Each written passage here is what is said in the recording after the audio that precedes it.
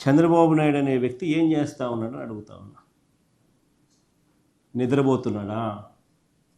చంద్రబాబు నాయుడు గారిని గట్టిగా అడుగుతా ఉన్నా, నిన్ను ముఖ్యమంత్రిగా చేసింది ఎందుకు అని. గాడిదలు గాయడానికా నిన్ను ముఖ్యమంత్రిగా చేసింది అని అడుగుతా ఉన్నా. కాదు కదా, గాడిదలు కాయడానికి కాదు కదా, పట్టించుకోవాలి కదా రైతులను. చివరిగా చంద్రబాబు నాయుడు గారి ప్రభుత్వాన్ని చూస్తే బాధ ఎక్కడ అనిపిస్తుందంటే 600 టన్నుల కోల్డ్ స్టోరేజ్ మా హయాంలో ప్రారంభోత్సవం చేసినాం. ఆ కోల్డ్ స్టోరేజ్ ఆపరేషన్లో లేదు, కరెంటు బిల్లులు ఖర్చు అవుతాయని. That is the flight of farmers. ఈరోజు ఆంధ్ర రాష్ట్రంలో రైతుల పరిస్థితి అంత దయనీయంగా ఉంది.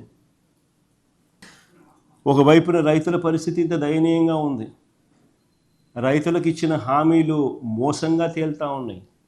ఇంతకుముందు లాస్ట్ ప్రెస్ కాన్ఫరెన్స్లో, ప్రెస్ మీట్లో నేను చంద్రబాబు నాయుడు రైతుల కోసం ఏం అన్న మాటలు ప్లే చేసి చూపించిన,